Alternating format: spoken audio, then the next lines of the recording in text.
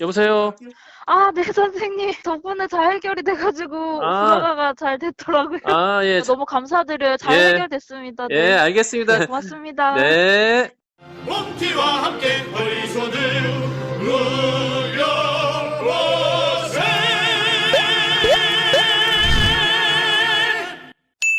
안녕하세요, 홍티 인사드리겠습니다. 방금 들으신 전화통화 내역에 대한 제가 부연 설명 드리도록 할게요. 홍티의 불어가 받는 팁, 불어가는 말 그대로 실수로 낙찰받은 상황을 다시 되돌리는 겁니다. 그런데 매각 불어가는요, 현실적으로 거의 불가능하다고 보면 됩니다. 어려워요. 낙찰 당일, 즉 매각기일날 해당 경매 물건을 가장 높은 가격으로 써낸 사람이 바로 그 경매 물건의 최고가 매수 신고인이 되겠죠. 그런데 낙찰자로서의 정식 인정을 받으려면요, 매각 후 일주일 동안 그 물건이 적법하게 낙찰이 되었는지 판단을 하고 공고를 하게 됩니다. 그 일주일 검토 과정에서 문제가 없다면 매각 허가 결정을, 문제가 있다면 매각 불허가 결정을 내리게 됩니다. 바로 이 일주일 안에 매각 불허가 신청서를 해당 경매계에 제출하시면 됩니다. 그럼 민사집행법에 의한 매각 불허가 사유는 어떤 게 있는지 제가 좀 말씀을 드릴게요. 매각 물건 명세서상의 흠결, 채권자와 채무자에게 보낸 송달의 하자, 경매 대상 부동산의 누락, 경매 신청 채권자의 경매 취하, 최고가 매수 신고인이 미성년자 또는 금치산자 같이 법률적인 행위가 무효인 경우, 채무자가 본인 물건의 낙찰자가 됐을 때, 전 낙찰자가 대금 미납을 하고요, 다시 낙찰자가 됐을 때, 농지 낙찰 후에 농지 취득 자격 증명서를 제출하지 못했을 때, 타인의 매수 신청을 방해한 사람, 경매 입찰에 담합한 사람, 감정평가 기재 누락.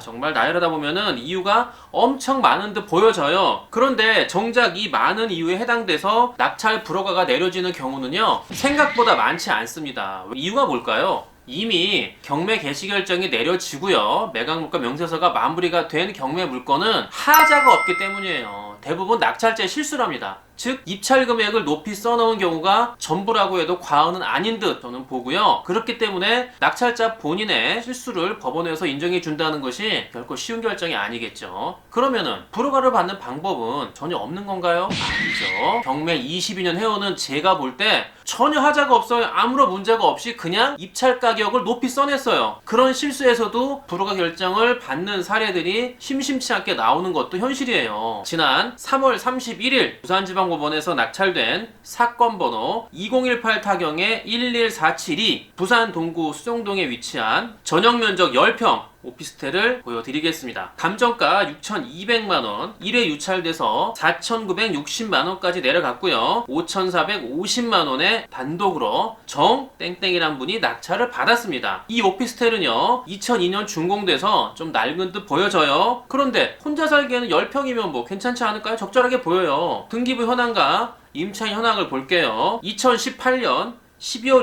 28일 하나카드 채권이 말소기준 권리가 되고요, 다른 인수사항은 없습니다. 그런데 임차인 주 땡땡의 전입일자가 2017년 5월 29일이죠. 말소기준 권리보다 빨라요. 확정일자와 배당신고까지 했기 때문에 낙찰대금에서 보증금 4,500만원은 전액 배당받을 수 있습니다. 자, 위치를 보니까 부산진역하고 초량역 중간 지점쯤이기 때문에 월세 수요는 가능할 듯? 제가 볼 때는 예상할 수 있을 것 같아요. 사진으로 보니까 뭐 나쁘지도 않아요. 여러분 보시기 어때요? 괜찮죠? 그러면은 핵심 이야기를 지금부터 시작을 할게요. 우리 낙찰자 정땡땡분은 첫째, 시세조사, 즉 인근의 부동산 매물조사를 철저하게 하지 못했습니다. 비슷한 연식 16평 오피스텔이요, 그 매도가가 4천만원에 나온 게 있어요. 지금 보시는 것처럼 신축이 아닌 이상 6평이나 큰 이 건물의 오피스텔이 더 메리트가 있지 않을까요? 두 번째는요, 경매 물건지 인근에 매물이 없었기 때문에 착각을 한 것입니다. 즉 공급이 부족하다고 느꼈던 거죠. 매물이 없는 것은요, 수요가 없기 때문에 공급도 없고 거래가 없는 거예요. 세 번째는요, 본인이 거주하는 서울에서 400km나 떨어져 있는 부산으로 너무나 먼 지역으로 경매 물건을 선택한 겁니다. 서울에서 거주하고 있다면 최대한 충청도까지는 몰라도 그 밑으로 내려가는 거는 아닌 거죠. 아무리 KTX, SRT를 타고 부산까지 뭐 2시간 30분밖에 안 걸린다고 하더라도 일단 왕복 시간과 가서 조사하는 시간, 기타 등등을 따져볼 때 제가 볼 때는 수익이 어마어마하게 크지 않는 이상은 효율성이 떨어지는 거죠. 네 번째는요, 낙찰 전과 낙찰 후에 그 부동산 중개사의 반응이 너무도 차이가 크다는 것을 뒤늦게 안 거죠. 왜 제가 낱낱이 샅샅이를 강조하는지 아마 그 정답은 직접 몸소 체험했을 거라고 저는 생각을 합니다. 이상 4가지 이유 때문에 이거는 문제가 있는 물건이다 라고 저는 판단을 한 거죠. 그래서 그 낙찰자 우리 정땡땡님은 4월 6일 불허가 신청서를 제출을 합니다. 불허가 사유는 어떻게 썼을까요? 불허가 사유가 뭐가 있었을까? 아무리 제가 불허가 사유를 찾아봐도 찾을 수가 없었어요. 불허가 사유가 될 만한 게 없습니다. 그래서 이렇게 불허가 신청서를 제출을 했습니다. 본인은 2020년 3월 31일 경매 1기에서 진행된 입찰에서 사건 번호 2018-11472 물건 번호 2번을 낙찰받았습니다. 본인은 경매 부동산에 대한 지식 및 경험이 부족하고 무지하여 매각 물건 명세서에 첨부된 감정평가액 6,200만원과 세입자 보증금 4,500만원을 토대로 낙찰받았으나 낙찰 후 현지 부동산에 확인한 결과와 차이가 너무도 커 불허가를 신청하게 되었습니다. 현재 본인은 서울의 원룸에서 동생과 함께 생활하며 콜센터에서 전화 업무를 하고 있습니다. 3일 전 회사로부터 코로나 여파로 4월부터 급여가 삭감된다는 통보를 받아 향후 경제적으로 어려움이 예상됩니다. 본건의 보증금은 제5개월치 월세와 생활비에 해당하는 금액입니다.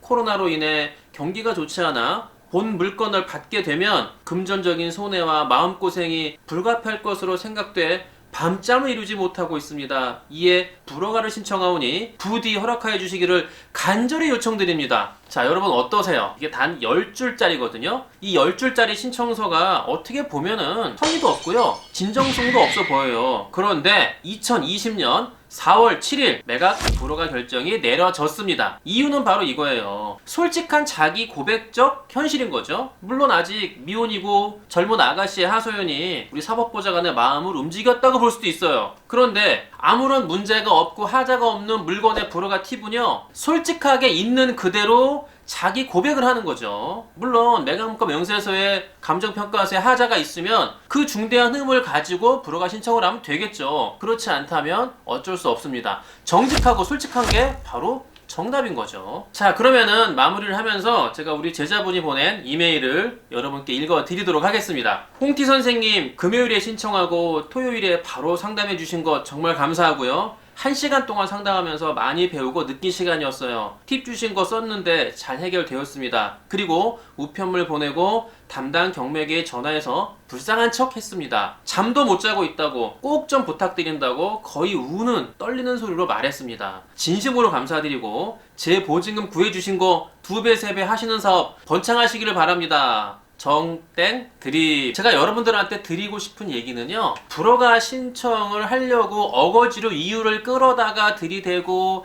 감정평가서에 문제가 있다, 과장되게 감정이 됐다, 또는 낮게 됐다, 시세 파악을 너무 잘못하고 감정이 됐다, 이런 식으로 법원에 탓을 하면은 절대 불허가 결정은 받기가 어렵다는 겁니다. 내가 잘못한 거를 누가 봐도 알아요. 내가 높이 써낸 걸 그 누가 봐도 알 수 있어요. 그런데도 불구하고 법원에 탓을 하고 남 탓을 하는데 누가 불허가 결정을 내려줄까요? 저 같아도 안 내려줘요. 혹시라도 이 영상을 보시면서 내가 불허가를 신청하고 싶다 하시는 분이 계시면은 물론 홍태한테 오는 게 가장 좋은 정답이겠지만, 그렇지 않고 여러분께서 스스로 하시려고 한다면 솔직한 자기 고백 있는 그대로 보여드리는 것이 최고의 방법이라는 말씀을 마지막으로 드릴게요. 저는 또 다음 시간에 다시 오겠습니다. 안녕.